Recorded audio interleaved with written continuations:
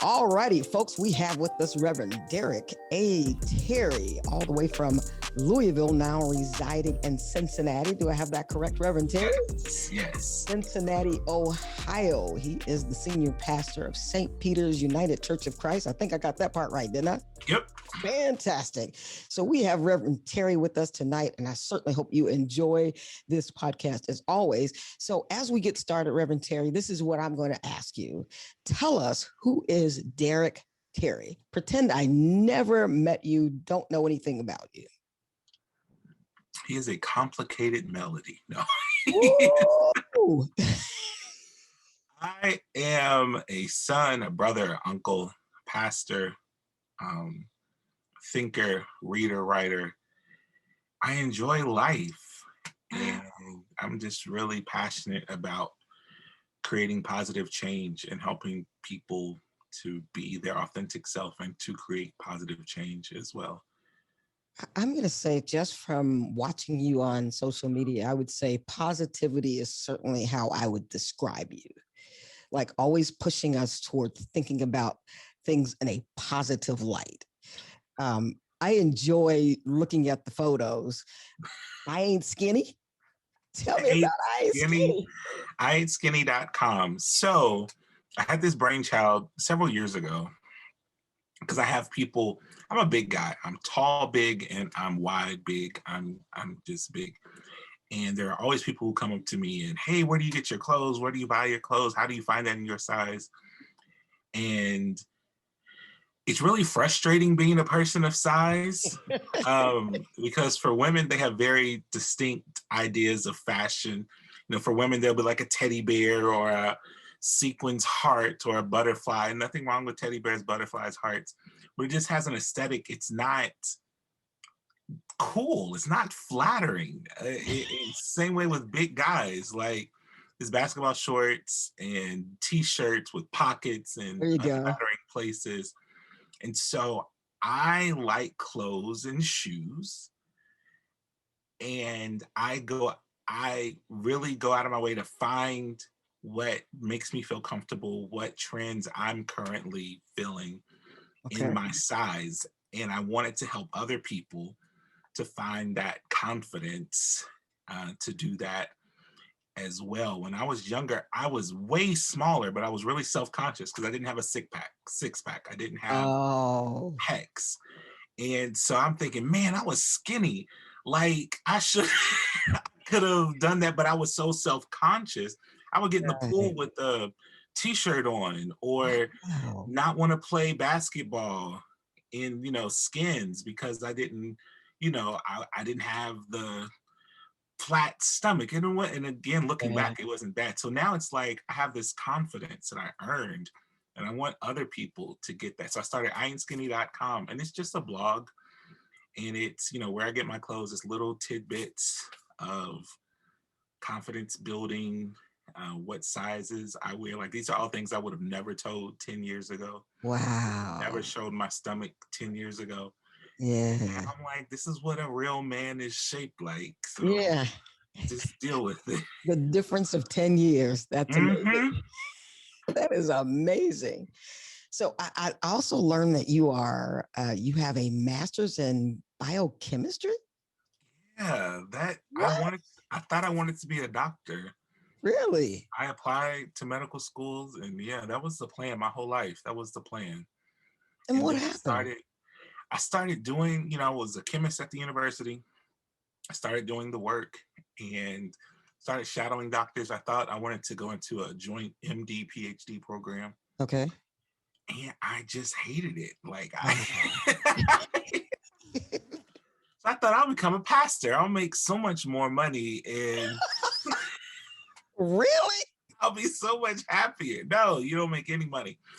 But yeah, I got into medical school. I did well the MCAT. I was like, I don't want to do this. Wow. And yeah, I don't have any regrets, but just didn't want to do it. Did not want to do it. Wow. And I was doing it for everyone else, like that's what you're supposed to do. Gotcha. So I'm assuming your family had those expectations that you would go to medical school. And that's what I wanted. And maybe I Oh. wanted it after I said it for so long, and then that's Mm. what people expected.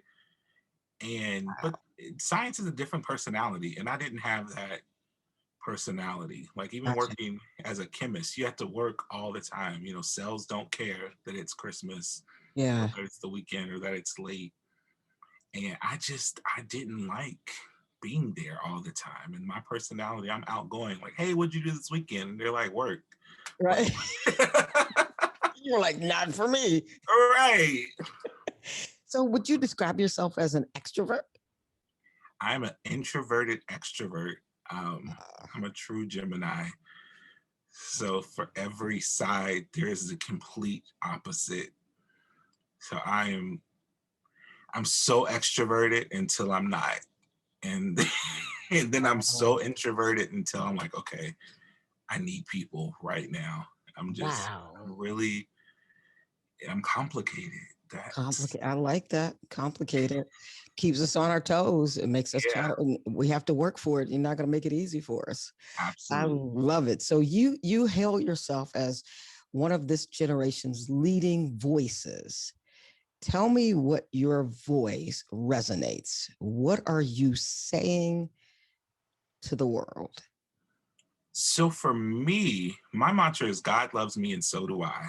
Hmm. Because for so long I was I didn't believe that God loved me. Hmm. And it wasn't because of anything that God had done. Hmm. It was because of what I believed and what other people had told me. Right. So I think our spiritual journey is unique and individual. Yeah. And we have to figure out the path to wherever the higher power, the God, the Christ, whatever it is you call that, what that looks like. And no one else can tell you that. You have Hmm. to discover it. Hmm. But it takes nerve and it takes guts and it takes an energy and a desire to seek that out. Mm. And so for me, it's helping people to have the nerve to give up lies that they tell themselves or lies that they've heard from Mm. others, um, about themselves, about God, about spirituality, about, people will tell me, oh, well, I'm supposed to. I'm like, who says you're not supposed? You decide who you Mm. are and Yeah. what you do. Or I'm too old for this, or I know. Who Yeah. told you that? That's a lie. So helping people to find truth. And that's what I mean by truth Yeah. is we tell ourselves lies. So what's the truth? That's interesting. We tell ourselves lies because I think we've talked ourselves. I heard you say that's what you kept telling yourself that you wanted to be a doctor, and you told yourself long enough that you believed it. And in those same ways, we Exactly. sit in the pews and we listen to the lies. And we hear them long enough that we believe them. And we're going to go further into that in just a minute. But first, I want to talk about the faith community that you pastor. Tell us about St. Peter's. So St. Peter's was so the brochure. St. Peter's was started in 1876. And The brochure. yep, that's the brochure. Literally, we've been in the same spot, the same plot of land since Wow. 1876. It was founded by white German immigrants. Cincinnati at that time was almost 50% German. And Mm. so they came to certain neighborhoods and they built institutions. They built schools and churches and farms and they were a little community. And so the church at that time was very conservative. It was very German. By the 20s, they started having a German service and an English service. Um, in the 40s, they were just like many white evangelical churches. They were hosting blackface minstrel shows. Wow. And I mean, we have pictures in our archives. But the beauty of that church, they united with their denomination, merged with two other denominations in 1959 Hmm. to form the UCC Church. And the UCC is pretty progressive. But each church has allowed its own autonomy. Right. And our church, I would not say was necessarily progressive, but they had pastors that helped them to push boundaries. Okay. So then they hired me, and I was like, "Hey, I'm gay, I'm black. at that time I was, 27. I was young. I'm like, this is what you got. So, and Right. they were mixed, but it was way more white people and more white people on the call committee and on the Okay. board. So I didn't think they would hire me. But they did. And since being there, we're way more diverse than we've ever been. I'm the Okay. first Black pastor, first openly queer pastor. We're Black, we're white, Hispanic, Republican, Democrat, um, wealthy. I would call them wealthy. They would not call themselves wealthy. But some of the things that they do, I only know wealthy people who, buy a brand new expensive car cash. Mhm. That's wealthy to me. Right, right, so they do that kind of stuff. But then we have members that, paycheck to paycheck. right. And it was my dream to be at a church like that, because most churches are not that diverse on Mhm. those many levels. Yeah. But that's also the difficulty of the church, because everyone has a different idea of what worship is and what music is and what God is and what the pastor is. And so yeah, it's hard, especially with different generations. Have old white people and old Black people and Wow. young interracial gay couples and a young white heterosexual couples. It's really hard. But I'm committed, and now I think the church really is committed to maintaining that diversity. That is a lot in one faith community. It is, and I think that's the way all faith communities are supposed to be. Well, maybe not all, but I think there's a place for churches like that, and I think Yeah. people need and want that. But it's so different that it's scary for some people. Yeah.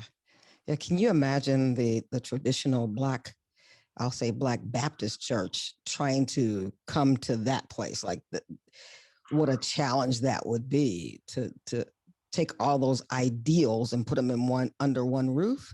Exactly. Yeah, that would be wow, interesting. And we're congregational, which means I don't run the show. Right. Like, um, the pastor is not God, which I agree with, and I like not having that responsibility. Mm-hmm. Um, but it was different coming from the denomination that I came from in a Black denomination. But in the congregation had a lot of pull and power in Uh-huh. the church, but it was just different. So Yeah. it took me some time to adjust to that as well. Gotcha. That is fantastic. So you are the Reverend Derek Terry, who was featured. I think your name and face became nationally known because of your appearance on Iyanla Vanzant's Fix My Life. Right. Tell me, going into that experience, what were you thinking? Uh, Honestly, I was thinking I'm crazy for doing this. Uh, Yeah, I can imagine. yeah, I was thinking I was crazy. I Mhm. ended up agreeing to do it to really help other people. I was out ish. Like I was out to a couple of people, but I always knew that that would be this public outing because I'm pretty active on social media. So I'm like, Okay. one day, Yeah. everybody I follow on social media is going to, be like, who's that? Or, like I know that's going to happen. I didn't know it would be on national television.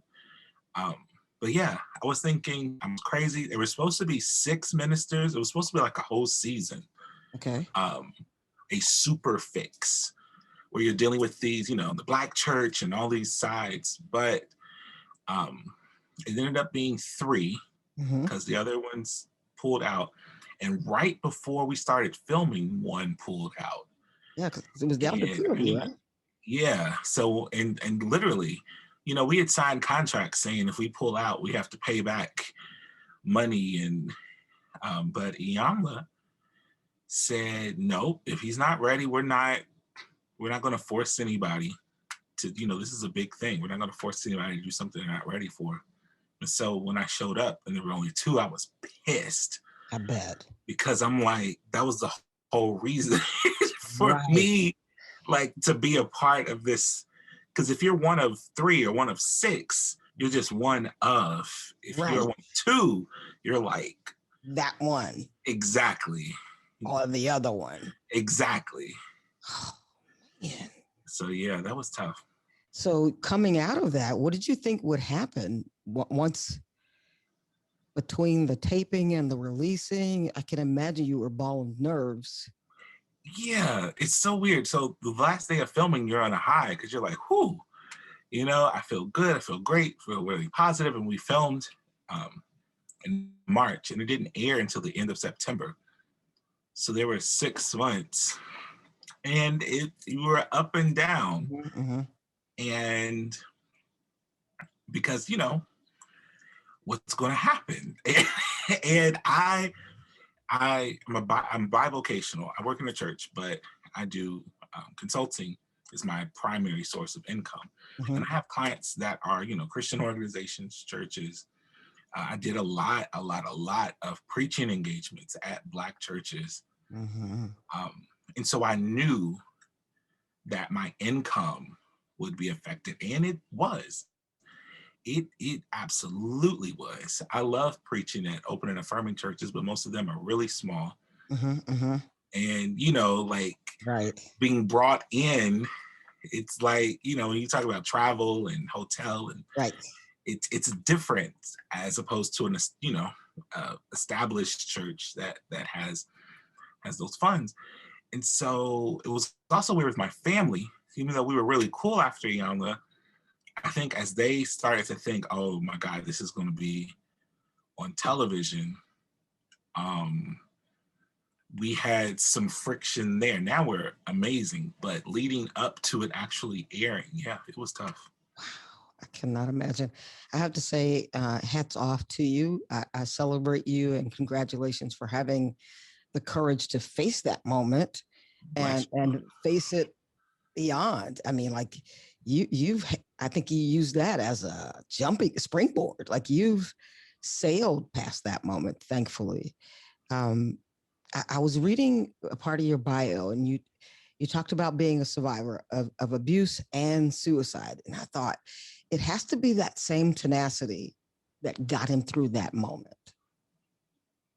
Like you had already survived some of the harshest things in life, right? Iyanla, it was when so I came out to my parents the day before, like while we were filming. I didn't want that to be on camera. I said, you know, I will. So I literally met Iyanla that day. We went to my church. She said, all right, you need to go tell your mother who she raised. Like, you know, be honest. So I went, came out to my parents, said, hey, I'm gay. We've been weird because of this. And I would like us to work with somebody. It happens to be Iyanla and it's going to be on TV. And, you know, will you do it? And they said yes. So the next day, we're sitting down, we're with Iyanla for an hour. It's crazy because on the show it's like 4 minutes, but Mm-hmm. you know, we're there for an hour. And we talked about the suicide, we talked about the sexual assault, and you know, my parents are feeling guilty and all these things. And she said something that was so powerful. She said, you gave him something. You didn't give him everything he needed, but you gave him something. There are some people who have been through what he's been through that are on drugs right now, that are, you know, out there, that are doing all these things. Mm-hmm. And there's something in him that's really strong that you gave him. And you should be proud of yourselves for that and proud of your son. Mm-hmm. And that was so good for them, for me to hear her say that to them. And I never thought about that. You know, I'm just like, you get up, you survive, you go to Right. bed. Like Right. that's just like, but I was so glad that she told them that. Yeah. They And I probably think it needed helped. that. Yeah, I think it helped them. That's beautiful. I wonder how that conversation would change the narrative for many parents who are stuck on the edge of what do I do and what did I go wrong and what mistake did I make? Right. I wonder if that would be helpful. So we talked about St. Peter's, but I want to talk about the church at large because you mentioned financially and the thing that you love, ministry, was impacted by the revelation of who you genuinely are, Right.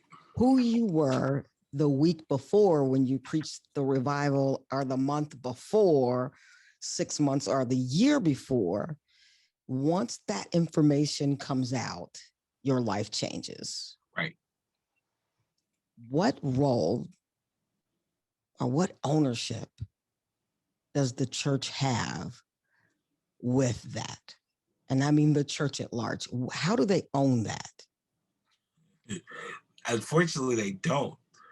Um, I, it's funny you said revival, and I just thought about that. I have not preached a revival since before Iyanla, and I used to get invites for revivals all the time, and I miss preaching in Black spaces because a lot of my preaching gigs now, or preaching requests, are from white or mixed spaces, and it's different. The energy is different, the music is different, and so it's like I can't. It's just a completely different vibe, and that's what's most familiar and comfortable to me, and I miss it.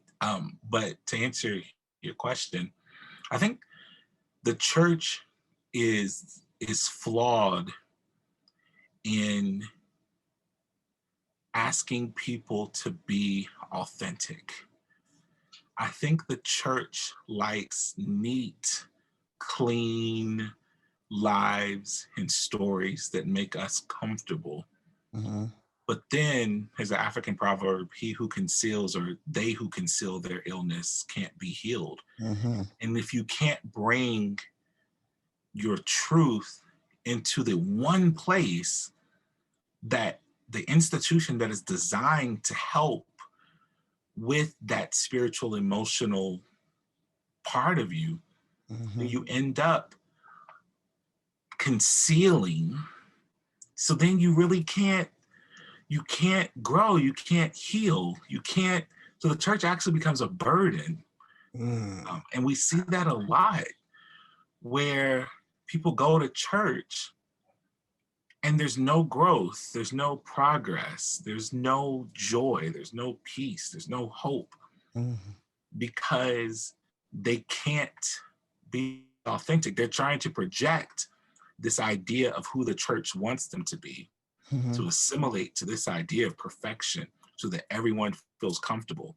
But it's a lie. So it's like, what's the point? You go, you get the music, you get the sermon, but in your denomination, you might dance and shout, but there's no difference. You still think God doesn't approve of you, or that the church people doesn't approve of you. And that's a church problem. The church also has problems dealing with the truth of sex and human sexuality, and sexual violence, and how the church has upheld and even inflicted some of that violence onto us. Wow.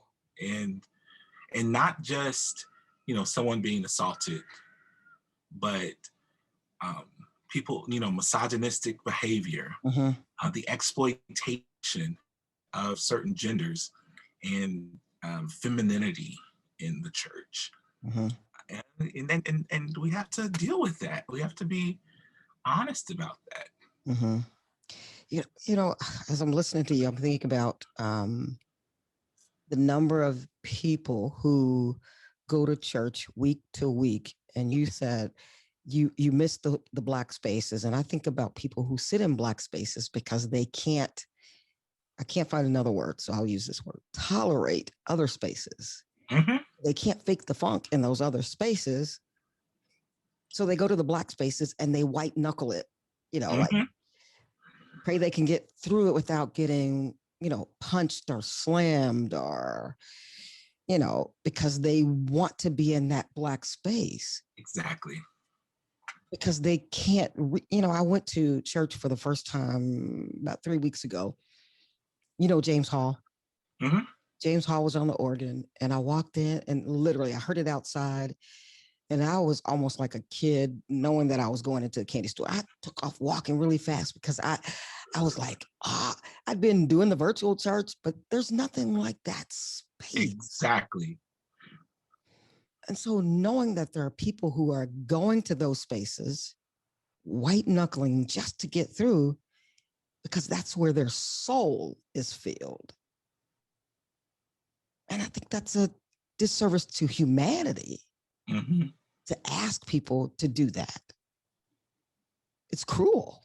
It's really cruel. And there's also a part of us that is perfectly fine with denying who we are, because it gives us a false sense of normalcy.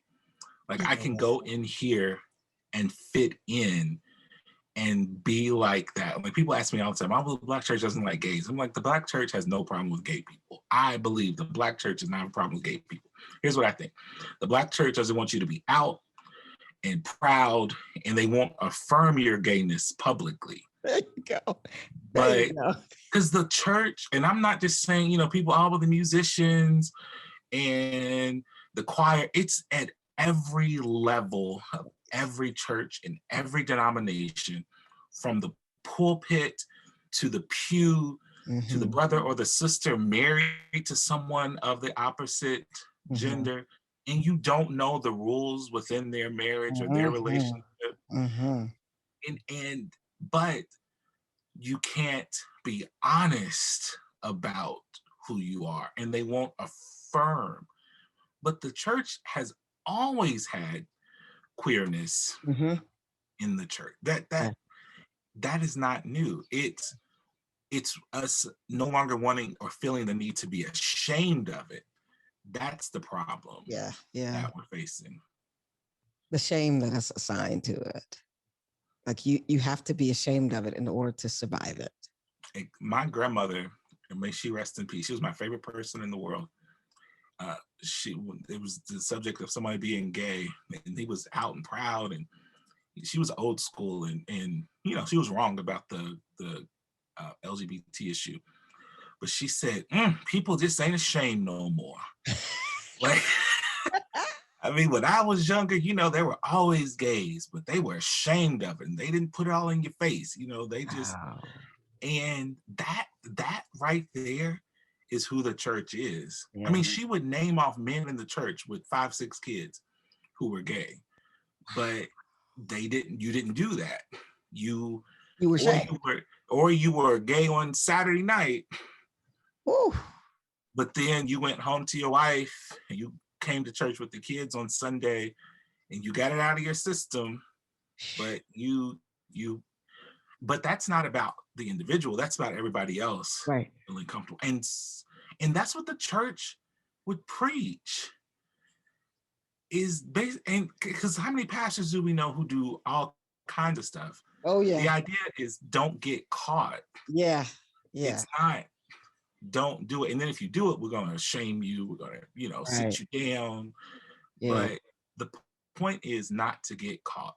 Not to get caught. Okay, we'll just leave it there. All right.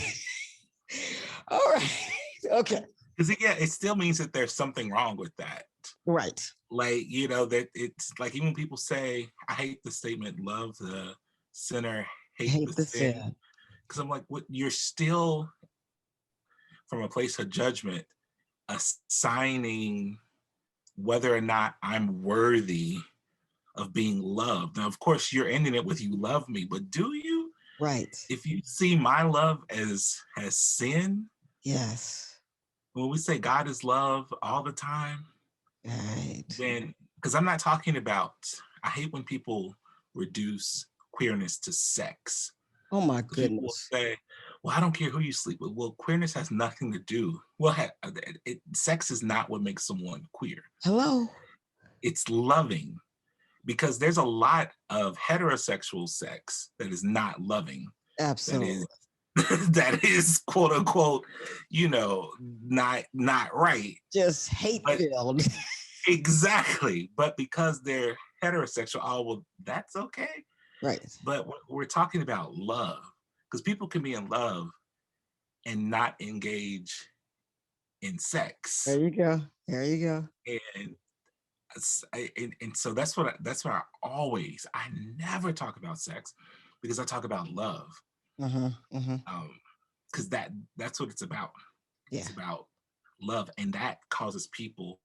I want to get out of the head, Uh-huh. and well, I don't understand. Why do you? It doesn't. You don't need to understand. All you need to do is love.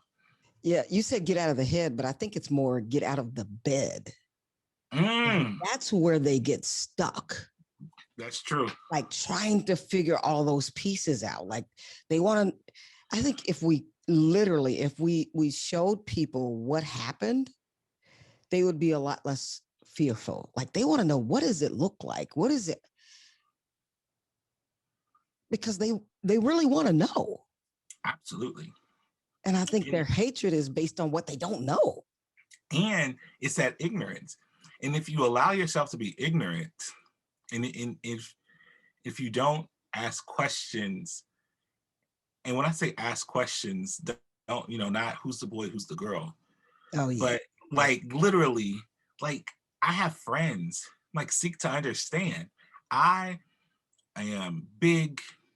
I very masculine presenting, but at the same time, I'm not hyper masculine. Like I'm not afraid of things that people have said, well, that's feminine. Yeah. Right. Um, so and I actually like to push boundaries, because it Uh-huh. makes people uncomfortable. And I've spent so long trying to do what everybody else wanted that I'm like, psh, I will go places that really, weird people out. But I've had people, because I'm attracted to men who are more effeminate, usually really effeminate. Really? But in our community, femininity is usually dismissed, or, well, as I always say, femininity will always find a place in the bedroom. People will always enjoy that. Mm-hmm. But like when it comes to going out in public, they want you to be masculine. I've been out in public with guys and I'll have on a pride shirt, like a group of friends. It's like, oh, why are you wearing that? I'm like, it's a pride shirt, dude. Like, who cares? But the whole idea is we can pass for straight. Why would you bring attention to Wow. yourself? But I have people who say, well, if you like feminine guys, well, why don't you just date a woman? And it's like, and I'm like, it's not about genitalia. Yeah. It's about emotional, spiritual, social connection. I've Connection. Yeah. had way more experience. I dated women until I was 26, 27. I thought I was straight for a really long time. But it's not, I'm like, it's not about that. It's about who I feel more emotionally connected with. Mm-hmm. But people are so like stupid. It's like, To put it bluntly. yeah, because people are just so like, okay, it's either, black or white, big or small, up or down. Like they like these compartments, Yeah. Like the but peg. it's, yeah. And I'm like, but do you really, or is that just what you've been conditioned to believe? Because I've asked people, do you really like this? Or do you really like that type? Or do you just feel like you're supposed to? Like Yeah. who are you really? That's why I love that question. Who is Derek Terry? Because I feel like our society, when we ask people, so what do you do? The first thing we do is talk about our jobs. Mm-hmm. We talk about our kids, or we talk about, our partner, or husband, or spouse, and what it's like we're rattling off a resume. Mm-hmm. People ask me that, I'm like, oh, I love to read. I love to, I'm learning to play the harmonica and learning photography, and I want to be, learning digital art. And they're like, oh, so what do you do for a living? I'm like, that's whack Right. compared to like, that's how I pay my bills. That's it. Like if I didn't have to do that, I wouldn't do that. Like, no, let's talk about the fun stuff. Right. I love it. So what kind of repair work do you think the church either needs to do or should be invited to do? I think we have to minister about human sexuality in healthy ways. I grew up in a church that I was taught not to get a girl pregnant. That was and if you were a girl, don't get pregnant. Well, if you're queer, you ain't got to worry about that. But when does the church talk about healthy sexual practices and what love is and negotiating reasons to sleep with people and reasons not to sleep with people and being honest? And I think that repair work is difficult because so many adults, so many people in places of leadership have unhealthy sexual experiences.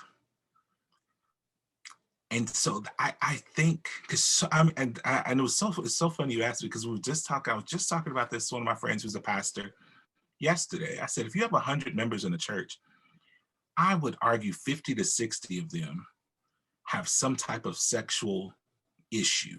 Absolutely, if not more. At least, exactly. Yeah. At least. I said, think of molestation, sexual assault. Not only that, but what did they hear growing up?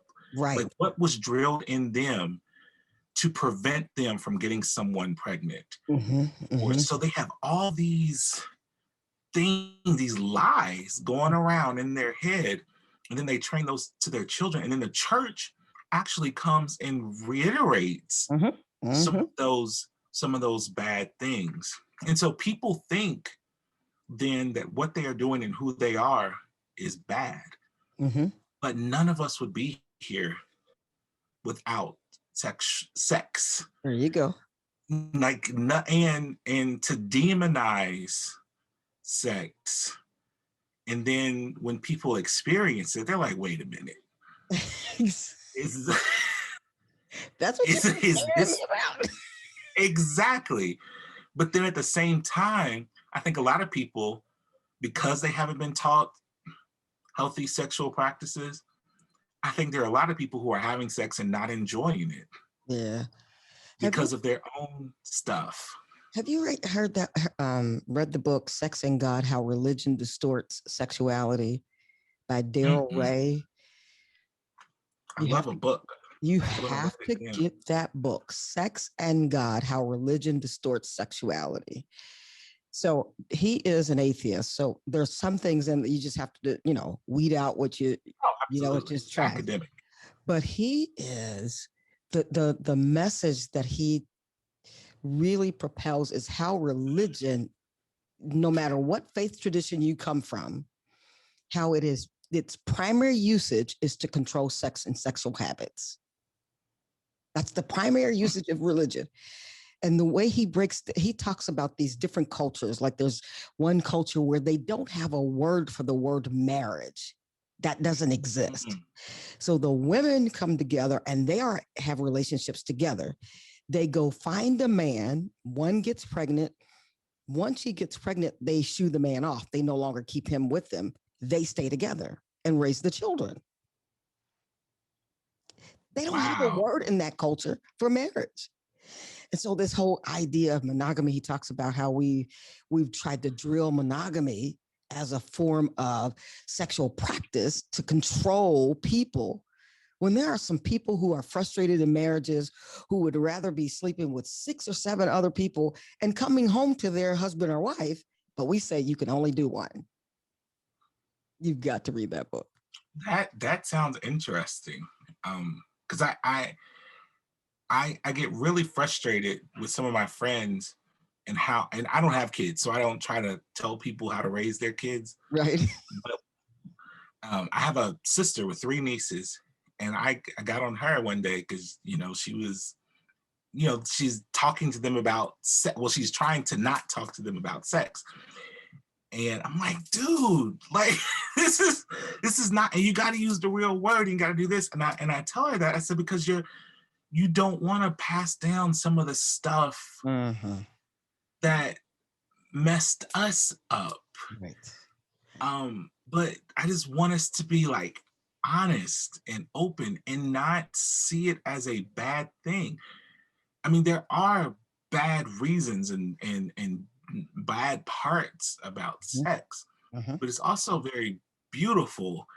And when you love someone, and so I'm like, teach those things. But I remember being in church and they're showing us STD video or pictures or slides, and I'm like, and of course then I was just young and grossed out. But then as I got older, I'm like, that's not the way. Like, there was no talk about love and intimacy and like developing friendship with the person that you fall in love with. It was like, okay, get married, but then you got all these marriages that shouldn't have ever happened because you never taught people how to love and how to be friends, and people were just rushing into so that they could have sex in a marriage. Right.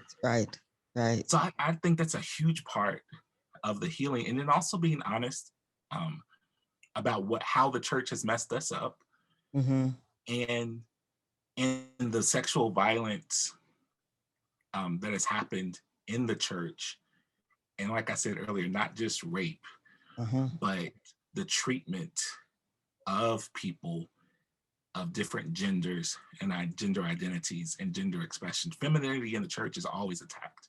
Always. And so when we talk about women in the church who are running things and who are there are certain women who are not going to get that because of their power and presence and energy.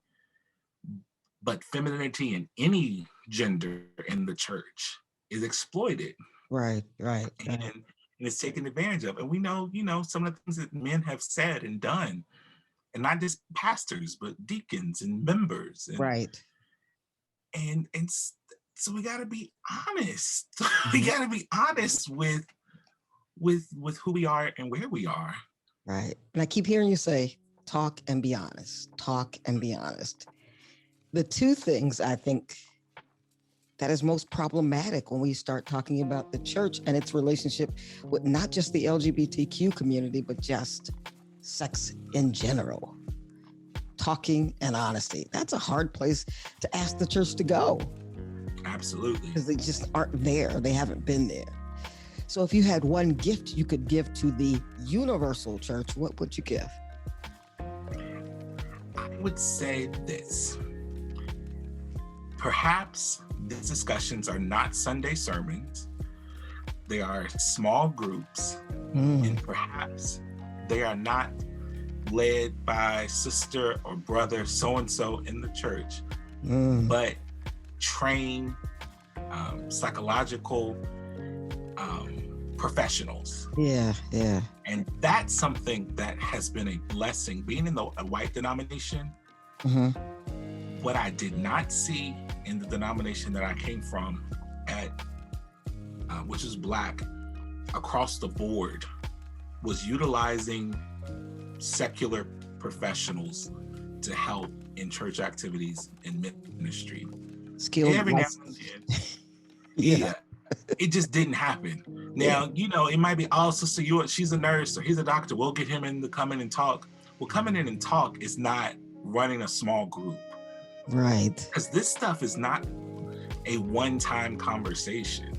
I mean, we're talking ongoing studies where you're helping people to heal from the stuff that they're going on. That's why I said it's not a 20-minute Sunday sermon. Right. It's not brother so-and-so who read one book who's coming. No, it's getting trained professionals, investing and paying them their fee to help to heal some of this stuff. That's a beautiful gift. I would say the universal church would certainly benefit from that gift. Certainly. So is there anything else that you would like to say that maybe I didn't ask you? Follow me on social media. I'm at Rev Derek Terry, RevDerekTerry on Facebook, Instagram, Twitter, YouTube, and now TikTok. I'm new to TikTok. That's hot stuff. I have fun on there. Do you really? I do. I have a team that I work with, for this kind of stuff, and they've tried to get me on for a year. And I was like, nah, I'm not. Because it's different and it's young. And I got on and I was like, okay, I'll create a little bit. But yeah, I found an audience and other progressive clergy, and it's pretty dope. I have to ask you about the one where you were dancing and I don't know if you really fell. Did you really fall? That was so real. Listen. And the crazy thing is I was supposed to do the splits at the end. I didn't even do the split and almost broke my neck. And everyone was like, you gotta leave it. I was like, yeah, that's the funniest part. I love it. I kept watching it. I was like, wait a minute, is that a real fall? And you that and when you try not to fall, you end up almost falling even more. Exaggerating it, unfortunately. It was a struggle. But that was my first dance. And of course, I didn't realize that was the hardest dance. And I've never been on a dance team. I've literally never learned to dance. I've done like line dances, but I've never learned like a routine. I love it. So all my friends were like, why would you start with this Beyonce dance instead of doing like a little white girl, a little 4 count? And I'm like, I've always been an overachiever. I love it. Reverend Terry, thank you so much again for giving me your time. I certainly appreciate it.